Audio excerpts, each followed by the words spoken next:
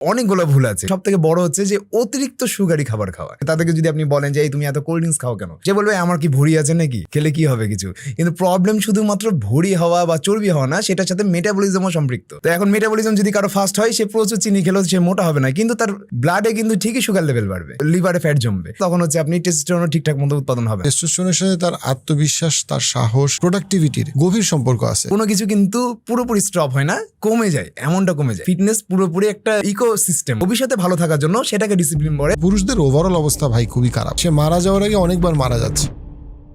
এখন আমরা যেটা দেখতেছি যে একটা পুরুষ সে 40 বছরই মনে করে আমার এক পা কবরে, তার কিন্তু কোনো পা কবরে নাই, ফ্লোরেই আছে বা বিছানায় আছে, কিন্তু সে আগেই প্রি ডায়াবেটিক, আগেই তার মানে 10টা হেলথ কন্ডিশন, আগেই সে ওভারওয়েট, আগেই তার মনে করেন যে স্কিনের অবস্থা ভয়ঙ্কর, আগে অলরেডি তার মানে অর্থাৎ যত রকম স্বাস্থ্য সমস্যা আছে, অর্থাৎ সে খুব তাড়াতাড়ি বুড়ো হয়ে যাচ্ছে। হ্যাঁ, সে মারা যাওয়ার আগে অনেকবার মারা যাচ্ছে। এই জায়গাটাও কিন্তু একটা অনেক বড় ক্রাইসিস। আপনি যে বললেন না যে এখানে যখন আমরা বলছি যে শারীরিক সুস্থতা, সেখানে সে কিন্তু অনেক তাড়াতাড়ি আসলে জেনুইনলি দুর্বল হয়ে যাচ্ছে, কিন্তু এবং এটাকে সে মনে করে নিয়তি। দেখেন, একজন সাকসেসফুল ব্যক্তিকে কিন্তু এটা ফরজ যে তাকে সুস্থ থাকতে হবে। কারণ কি, যখন ধরেন আপনার কাছে অনেক টাকা আছে, অর্থ সম্পদ আছে, কিন্তু আপনি সুস্থ না, তখন আপনার অর্থ সম্পদ কিন্তু অন্যের উপকারে ব্যয় হবে না, আপনি নিজেকে সুস্থ করার পেছনে ব্যয় করে দিবেন। আপনি জানলেন অবাক হবেন, আমি কিছুদিন আগে রিসার্চ পেপার পড়ছিলাম আপনার সাথে পডকাস্টে আসার আগে এই বিষয়গুলো নিয়ে, যে 2020 সালের পরে 24-এর মাঝামাঝি একটা রিসার্চ বের করা হয়েছে, যেখানে বাংলাদেশে প্রায় 1,31,00,000 ডায়াবেটিক পেশেন্ট আছে। বুঝতে পেরেছেন তো? 1,31,00,000 বাংলাদেশের মতো একটা ছোট দেশে, যেটা পুরো দুনিয়াতে 8ম পজিশন। রিজনটা কি বলেন তো? বাংলাদেশে কার্বোহাইড্রেট বেশি খাওয়া। আমরা মনে করি ভাত খেলে বেশি সুস্থ থাকবো, শরীরের শক্তি কমে গেছে তুমি ভাত খাও, বা তোমার খিদা লেগেছে তুমি ভাত খাও, নাস্তাতে তুমি ভাত খাও, মানে সব জায়গায় আমরা কার্বোহাইড্রেট খাই, যার কারণে আমাদের বডি ওই গ্লুকোজটাকে ইউটিলাইজই করতে পারে না। হ্যাঁ, একটা সময় ছিল যখন আজ থেকে ধরেন 50 বছর 60 বছর আগে, তখন 60-70% মানুষ কৃষিকাজই করতো। যারা অফিস জব করতো তারাও সাইকেল চালিয়ে যেত, কিন্তু আমাদের বাবা বলেন বা দাদারা বলেন যারা অফিস জব করেছে তারাও কিন্তু সাইকেল চালাতো, অথবা কিছু দূর পথ হেঁটে যেত, কিছু নৌকা পাড়ি দিতে হতো, মানে অনেকটা মানে তাদের মাসেলগুলো ইউটিলাইজ করতো সেই গ্লুকোজগুলো। তো তখন তারা ভাত রুটি খেলেও সমস্যা হতো না। বর্তমান যুগে এসে যেটা প্রবলেম হয়ে গেছে, যে আমরা ছোটোবেলা থেকে আমরা বিকালবেলা খেলা পর্যন্ত বন্ধ করে দিয়েছি, বিকালে তুমি কোচিং করো। তো সেইখানেই কিন্তু আমাদের মানে পুরুষত্ব কমে যাওয়ার প্রথম ইয়েটাই শুরু হয় হলো আমাদের চাইল্ডহুড থেকে। মানে যেই বয়সে আমাদের গ্রোথ হয় একটা ছেলে মানুষের, ধরেন 12 বছর বয়স বা 15 বছর বয়স, ওই বয়সে আমরা বিকেলবেলা কী করছি, কোচিং সেন্টারে দিয়ে দিচ্ছি, প্রাইভেট সেন্টারে দিয়ে দিচ্ছি। আমি কিন্তু বিকেলবেলা, বিশেষ করে সন্ধ্যার আগে, বিকেল থেকে জোহরের পর থেকে সন্ধ্যার আগ পর্যন্ত এই টাইমটুকুটা আমি পড়াশোনা পছন্দ করি না। আমি চাই যে এই টাইমটুকুটা মানুষ ফিজিক্যাল অ্যাক্টিভিটির মধ্যে থাকুক, এমন একটা কাজ করুক যেন তার শারীরিক বিকাশ ঘটে। তো আমরা ছোটোবেলাতে তাদেরকে বন্ধ করে দিচ্ছি, দিয়ে কী হচ্ছে যে সে তো বাইরে যাচ্ছে না, তো বাসায় সে হচ্ছে কোনো একটা উপায় খুঁজে বের করছে এনজয়মেন্টে, যেমন ভিডিও গেমস খেলা। তো ভিডিও গেমসে তো আপনার শারীরিক সুস্থতা আসছে না। আপনি একে তো আপনি সারাদিন স্কুলে থাকেন, সারাদিন প্রাইভেট পড়ছেন, তারপরে হচ্ছে আপনি কোচিং করছেন, আবার বাসাতে টিউশন থাকে, আবার বাসাতে আপনি ভিডিও গেমস খেলছেন, তাহলে আপনার শারীরিক সুস্থতা আসছে কোথায় থেকে? আবার হচ্ছে আপনার দেখেন যে ফ্ল্যাটগুলো এখন সাইজ ছোট, আপনি যে বাসাতে একটু হাঁটাহাঁটি করবেন সেটাও করে না অনেকে।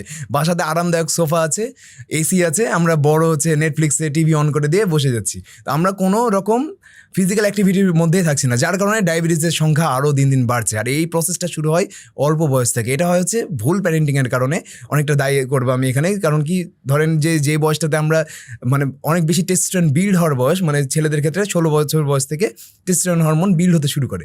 16 বছর বয়সে হঠাৎ করে একটা পুরুষ মানুষের শরীরে, মানে সে যদি ছেলে হয়, কিশোরের শরীরে টেস্টোস্টেরন চলে আসে, যার কারণে তাদের রাগ জেদ বেশি হয়, কন্ট্রোল করতে পারে না। বুঝতে পেরেছেন? এই কারণে দেখবেন 16 বছর বা 18 বছর বয়সের আগে কোনো একটা বাচ্চাকে আপনি সঠিক কথা যদি বলেন, তারপরে সে রাগ করবে, সে কিন্তু তার নিজের প্যারেন্টকেও ঘৃণা করে অনেক সময়, যে আমার বাবা মা বেশি শাসন করছে আমাকে।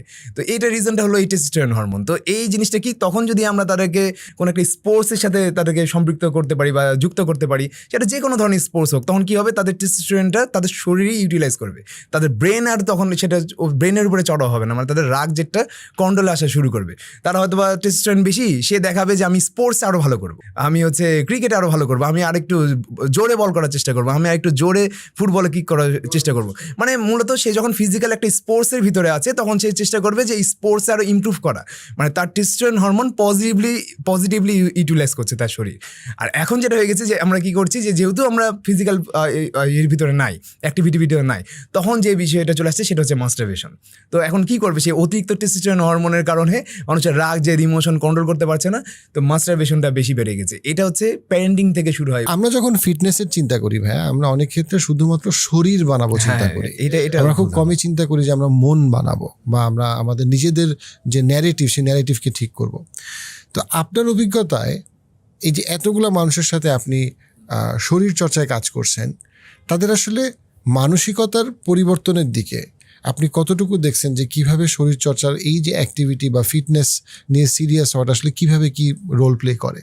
দেখেন, আমি অনেকবার বলেছি যে ফিটনেস শুধুমাত্র শারীরিক সুস্থতার উপর ডিপেন্ড করে না। আমি কিন্তু ফিটনেসকে তিনটা ভাগে হচ্ছে বিভক্ত করেছি, যে তিন দিক দিয়ে যদি আপনি ফিট থাকেন তার মানে আপনি প্রপারলি ফিট। যেমন একটা হচ্ছে মানসিক স্বাস্থ্য থাকা লাগবে, শারীরিক ফিটনেস অর্থাৎ আপনার রোগ বালাই নাই। মানসিক স্বাস্থ্য মানে হলো আপনার রাগ জেদ এগুলো আপনি কন্ট্রোল করতে পারেন, এমন না যে হয় না, না হলে তো এটা খারাপ। আবার রাগ জেদ হয় কিন্তু আপনি কন্ট্রোল করতে পারেন, আপনি জানেন যে রাগটাকে কিভাবে পজিটিভলি কাজে লাগানো যায়, জেদকে কীভাবে পজিটিভলি কাজে লাগানো যায়। আবার রাগ জেদের কারণে আপনি দুর্বল হয়ে যাচ্ছেন না, আপনি ভুল কোনো কাজ করছেন না, এটাও মানসিক ফিটনেসের লক্ষণ। যখন আপনি শারীরিকভাবে ফিটনেস মানে কি, আপনি হচ্ছে আপনার যে ফিজিক্যাল অ্যাক্টিভিটিগুলো আছে, সারাদিনে যে কাজকর্মগুলো আছে সেগুলোকে প্রপারলি করতে পারছেন কিনা। এমন না যে আপনার হিউজ মাসেল হওয়া লাগবে বা আপনার হচ্ছে সিক্স প্যাক অ্যাপস থাকা লাগবে, সেটা হচ্ছে আপনার শারীরিক ফিটনেস বলে না, সেটা শারীরিক ফিটনেসের একটা পার্ট জাস্ট। হ্যাঁ ঠিক আছে, মাস্কুলার হওয়াটা কিন্তু আপনাকে ফিটনেসের পরিভাষা না। কারণ আপনি হয়তো অনেক মাস্কুলার হলেন, যেটা ম্যাক্সিমাম মানুষ আসে জিমে, যে ভাই যদি সে একজন পুরুষ হয়, সে বলে যে আমি যদি একটু মাস্কুলার হই তাহলে আমার মনে হয় পুরুষত্বটা আরও বেশি ফুটে উঠবে। কিন্তু না, সে পুরুষ হবে যদি তার ফিজিক্যাল যে অ্যাক্টিভিটি আছে, তার যদি হার্ট, কিডনি, লিভার, তার ব্রেন যদি ঠিকঠাক মতো পরিশ্রম করতে পারে বা সঠিকভাবে কাজ করে, তাহলে সে ফিট।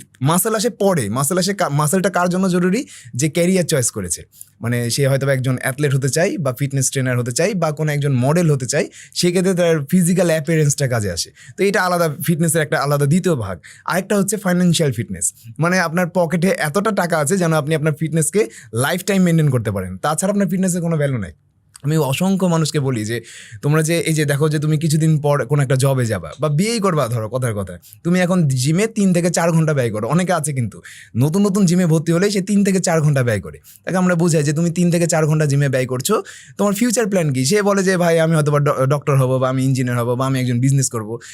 আমি খুব কম মানুষ দেখেছি যে বলেছে আমাকে সরাসরি যে ভাই আমি ফিটনেস ইন্ডাস্ট্রিতে ক্যারিয়ার করবো। যদিও এটা করে না, কিন্তু স্বাভাবিক বিষয়, কারণ ফিটনেস ইন্ডাস্ট্রিতে টাকা কম। মানে আছে কয়েকজন খুব বেশি টাকা কামায়, কিন্তু ওই পর্যায়ে পৌঁছাতে কিন্তু অনেক কঠিন, বুঝছেন? তো এখানে ব্যাপারটা কি, যে কেউ কিন্তু ক্যারিয়ার চয়েস করে না, কিন্তু সে 3-4 ঘন্টা জিমে ব্যয় করছে। তখন কি করছে, যে তার যে বেসিক ক্যারিয়ার, যেটাতে সে ক্যারিয়ার চয়েস করবে ভবিষ্যতে, সেখানে সে পিছিয়ে পড়ছে। মানে সেখানে তো তার স্কিল বিল্ড হচ্ছে না, যেহেতু সে জিমে ব্যয় করছে সময়। তো তার কি পকেট তো এক না এক সময় ফাঁকা হবেই, বা ডিমান্ড তো বাড়বে, সে হয়তো বা বিয়ে করবে কিছুদিন পর, বা তার হয়তো বা সন্তান হবে।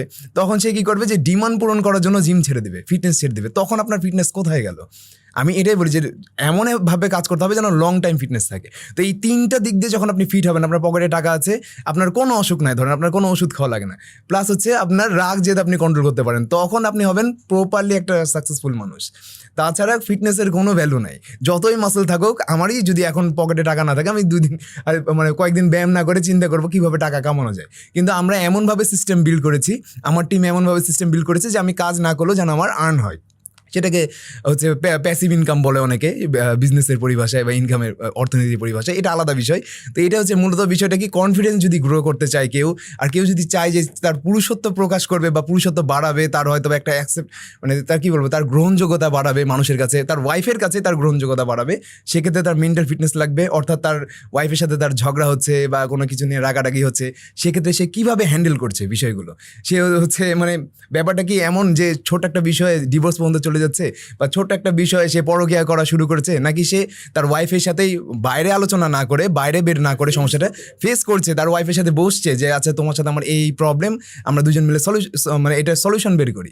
এটা গেল তার মেন্টাল ফিটনেস। তার সেমভাবেই যখন আপনি কোনো একটা হেলদি হ্যাবিট বিল্ড করবেন, আপনি এক্সারসাইজ করছেন, হেলদি খাবার খাচ্ছেন, সুগার অ্যাভয়েড করছেন, তখন আপনার টেস্টোস্টেরন বিল্ড হবে, আপনার ব্রেন ফিল করবে যে এর তো বডিতে মানে পর্যাপ্ত মানে ব্লাডে মানে যথেষ্ট মানে কি বলবো যে যতটুকু পরিমাণ ব্লাডে সুগার থাকা উচিত ততটুকু আছে, সে পরিশ্রমও করে, তো তার টেস্টোস্টেরন, তার প্রোডাকশন বাড়িয়ে দাও, মানে তার প্রোডাক্টিভিটি বাড়িয়ে দাও, তার হচ্ছে কি বলবো যে ফার্টিলিটি রেট বাড়িয়ে দাও। এটা ব্রেন ফিল করবে, ব্রেন আপনাকে দিয়ে করাবে। যখন দেখবে যে না সে তো অতিরিক্ত চিনি খাচ্ছে, এই অতিরিক্ত চিনিকে ট্যাকেল করার জন্য আমাকে এখন আর টেস্টোস্টেরন উৎপাদন করার আমার সময় নেই, আমাকে এখন ইনসুলিন তৈরি করতে হবে, তখন সেটা কমে যাবে, মানে টেস্টোস্টেরন প্রোডাকশন কমে যাবে, ইনসুলিন বাড়ায় দিবে। এইভাবে হচ্ছে আমাদের ব্রেন আমাদের পুরো বডিকে কন্ট্রোল করে, যেটা লার্জার প্রসেসে মানুষ এটা বুঝতেই পারে না। আমরা সব কিছুই মনে করি যে এটা মনে হয় ফিটনেস, মনে হয় খালি মাসেল বাড়ানোর জন্য, কিন্তু না, ব্যাপারটা ফিটনেস পুরোপুরি একটা ইকোসিস্টেম। আপনার কোনো সমস্যা নাই, আপনার কোনো বাধা বিপত্তি নাই, তারপর আপনি কোনো কিছু একটা ত্যাগ করছেন ভবিষ্যতে ভালো থাকার জন্য, সেটাকে ডিসিপ্লিন বলে। আর সেই ভালো থাকাটাই হচ্ছে আপনার ফ্রিডম। তো এই ফ্রিডমটা আমরা সবাই মিস করি, এই ডিসিপ্লিন না থাকে না তাই। তো এইটার সাথে ফিটনেস জড়িত। যখন আপনি ফিজিক্যালি ফিট হওয়ার ট্রাই করবেন, আপনি ঠিক মতো ঘুমানোর চেষ্টা করবেন, আপনি উল্টাপাল্টা খাবার খাওয়ার অ্যাভয়েড করবেন, আপনি যেহেতু রেগুলার এক্সারসাইজ করছেন, তো এগুলো সব কিছু ডিসিপ্লিন আপনাকে ভবিষ্যতে ফ্রিডম দেয়। আর যখন আপনি ভবিষ্যতে ফ্রিডম পেয়ে গেলেন, তখন আপনি সব কাজ মানে বড় চিন্তা করবেন, তখন আপনি ছোট চিন্তা করবেন না, তখন আপনি চিন্তা করবেন আমার তো কোনো এক্সট্রা খরচ নাই, আমার না আছে কোনো রোগ, না আছে কোনো কিছু, আমি তাহলে কি করি, আমার এই যে শক্তিটা আছে এই বয়সে 40 আফটার 40 কথা, যারা 20 বছর বয়সে আছে তারা তো আর 30 বছর দেখেনি, কিন্তু যারা 40 বছর দেখেছে তারা কিন্তু সবাই জানে যে 30 বছর বয়সের পরেই আপনার সব বন্ধু ছুটে যাবে। আপনি দেখবেন যে যাদের সাথে কানেকশন রেখে আপনার কোনো উপকার হয়, বা যে কোনো দিক দিয়ে, সেটা হেলথ রিলেটেড হোক, বিজনেস রিলেটেড হোক, যে কোনো রিলেটেড কোনো একটা উপকার হয়, তাদের সাথে আপনার কানেকশন আছে, আর বাকিদের সাথে আপনার কানেকশন নাই। মোটামুটি 15-16 বছর বয়স, তখন থেকে যখন আপনি ফিজিক্যাল ফিট থাকেন, তাহলে আপনি বড় বড় চিন্তা করতে পারবেন, তখন কনফিডেন্সও চলে আসে আস্তে আস্তে। এই ভিডিও ক্লিপসগুলো যদি আপনি মিস করতে না চান, পার্সপেক্টিভ ক্লিপসে সাবস্ক্রাইব করুন।